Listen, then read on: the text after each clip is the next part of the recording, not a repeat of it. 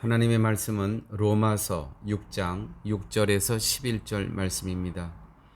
우리가 알거니와 우리 옛사람이 예수와 함께 십자가에 못 박힌 것은 죄의 몸이 멸하여 다시는 우리가 죄에게 종노릇하지 아니려 함이니 이는 죽은 자가 죄에서 벗어나 의롭다 하심을 얻었음이니라.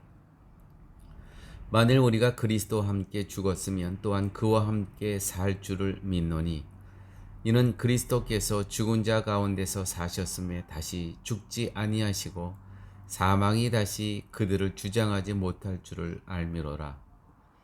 그의 죽으심은 죄에 대하여 단번에 죽으심이요 그의 살으심은 하나님께 대하여 살으심이니 이와 같이 너희도 너희 자신을 죄에 대하여는 죽은 자요 그리스도 예수 안에서 하나님을 대하여는 산 자로 여길지어다.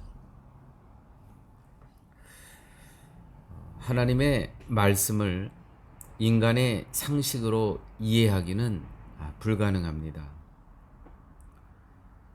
가끔 이렇게 얘기하시는 분들이 있습니다.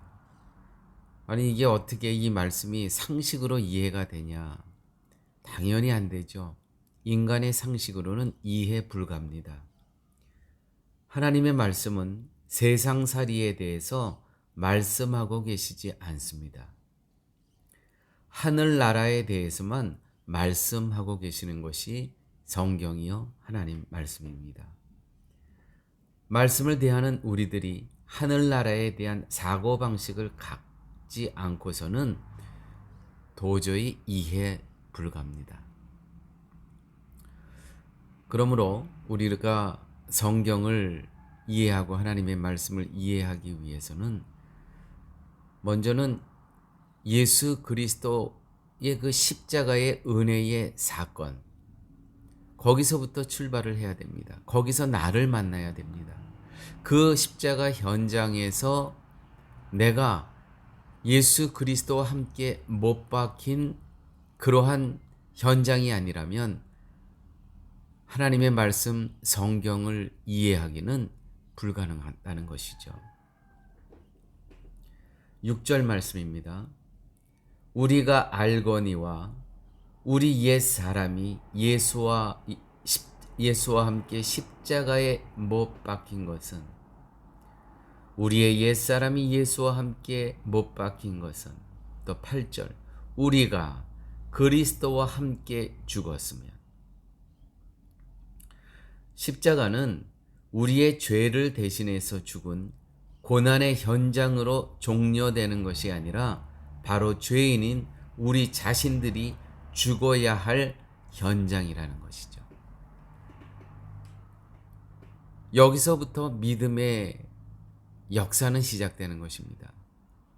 내가 그 십자가의 현장에 내가 반드시 예수 그리스도와 함께 죽어야 될 그러한 죄인임을 고백하지 않는다면 구원은 없습니다. 예수님의 십자가의 은혜는 나에게 없는 겁니다. 그 십자가 현장에서 내가 주님과 함께 죽어야만 내가 구원이 있고 영생이 있는 겁니다. 따라서 나의 죽음이 없이 예수님의 죽으심을 기념하는 것으로서 십자가를 안다고 하는 것은 그거는 거짓입니다. 죽지 않은 내가 이거는 호흡을 중단하는 의미가 아닙니다. 영적인 죽음입니다.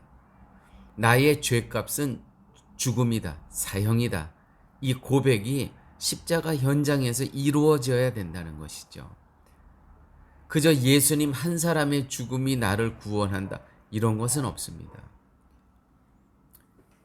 현대 교인들의 큰 오해가 있습니다. 어쩌면 우리들도 이 현대 교인들 중에 포함될 수가 있다는 것이죠. 그러므로 우리는 십자가에 대해서 엄청난 오해를 하고 있을 수 있다는 겁니다. 예수님은 십자가에서 모든 것이 끝났다고 여기는 겁니다. 이러한 잘못된 이해가 현대 교인들의 삶은 전혀 십자가와 상관없이 만들었다는 것입니다. 예수님의 십자가 사건은 예수님의 구원의 사건은 십자가에서 모든 것이 끝났다라고 가르치는 겁니다. 이건 정말 잘못된 가르침이고요. 또 잘못된 이해입니다.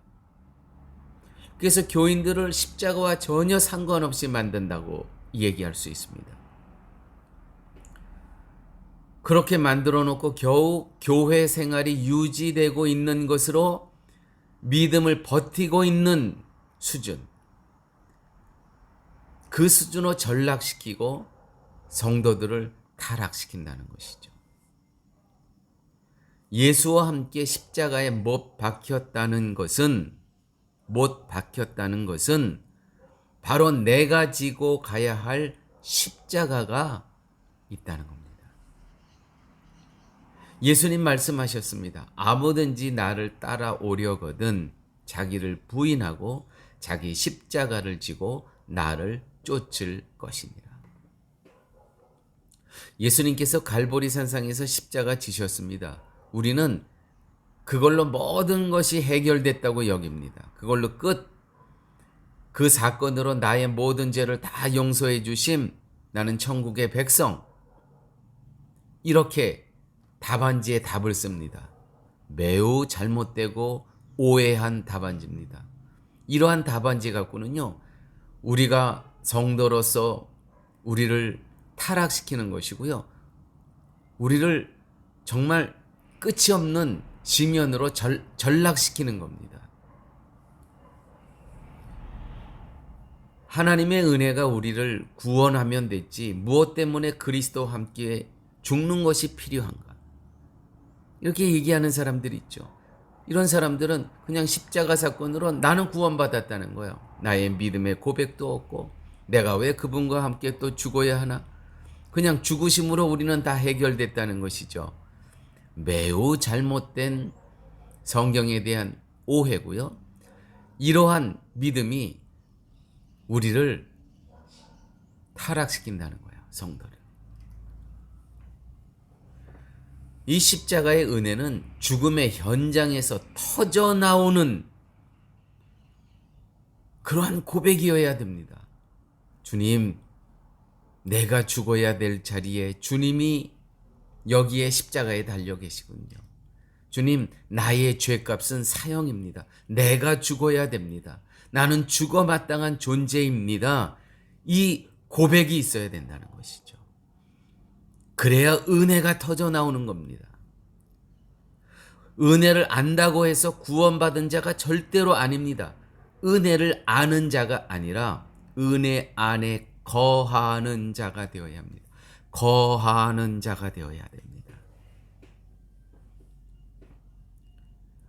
은혜 안에 거하기 위해서는 그리스도와 함께 죽는 것이 필요하고, 그리스도와 함께 죽는다는 것은 죄인된 나는 죽는 것이 마땅하다고 고백하는 그 현장이어야 된다는 것이죠. 거기서 은혜가 터져 나온다는 것입니다. 은혜가 뭡니까? 이 믿음의 선물. 이제는 예수와 함께 살고 예수와 함께 죽고, 이 믿음의 고백이 참 간증입니다. 그런데 우리가 간증하게 되면 이러한 일이, 그 엄청난 일이 나에게 있었다, 자기 자랑뿐이 아니에요. 우리는 모든 간증 가운데 나는 죽어 마땅한 존재입니다. 나는 예수님께서 십자가에 죽으실 때 나도 함께 죽었습니다. 그가 살아났을 때 나도 함께 살았습니다.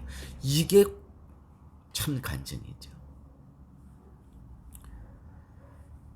10절 11절 말씀 이렇게 기록되어 있습니다. 그의 죽으심은 죄에 대하여 단번에 죽으시며 그의 살으심은 하나님께 대하여 살으심이니, 이와 같이 너희도 너희 자신을 죄에 대하여는 죽은 자요 그리스도 예수 안에서 하나님을 대하여는 산 자로 여길지니라. 예수님의 죽음은요, 죄로 인한 죽음이셨습니다. 누구의 죄? 예수님의 죄가 아니고요. 우리의 죄를 위한 죽음이셨습니다. 그렇다면 우리 역시 죄 때문에 죽어야 할 인생이었다는 것이죠. 이렇게 자신의 죽음을 당연한 것으로 받아들일 때 예수님의 부활이 나에게도 생명으로 다가오는 것입니다. 예수님 나의 죄 때문에 돌아가셨습니다. 그 예수님의 죽음을 하나님께서는 내가 죽은 것으로 여겨주셨습니다. 그래서 나를 의로 여겨주신 것이죠. 그 예수님께서 살아나실 때 의로 여겨주시는 우리도 다시 살아난다는 것입니다. 이게 바로 부활의 사건입니다. 이게 바로 생명의 사건이라는 것이죠. 이번 주 우리는 다 함께 고난의 주간을 보내고 지금 부활 주일을 저희들 기다리고 소망하고 갈망하고 있습니다. 이 고난 주간에 우리가 해야 될 것은 무엇이냐면 철저히 죽는 것입니다. 철저한 참 고백이 있어요. 주님, 나는 죽어 마땅한 존재입니다. 그런 나를 대신해서 예수님께서 십자가에 달려 나의 죄값을 치르셨습니다. 하나님께서는요, 예수님의 죽음을 보시고 내가 죽었으므로 여겨주시는 것입니다. 그래서 나를 의로 여겨주시는 것이죠. 그 예수님이 부활하셨습니다. 동시에 하나님께서는 우리들에게도 생명을 허락하여 주셔서 우리도 부활에 동참하게 된다는 것이죠. 죄에 대하여 죽었다는 것은 죄로 인해서 이미 죽은 자라는 뜻입니다. 즉 하나님은 우리를 죽은 자로 취급하심으로 우리를 또한 의로, 왜냐하면 죄에 대해서 죽었기 때문에 그 죽은 예수가 다시 부활하셨기 때문에 우리도 의롭게 여겨주셔서 우리를 다시 살리신다는 것이죠. 부활하신다는 것이죠. 할렐루야입니다. 이것이 은혜의 사건입니다.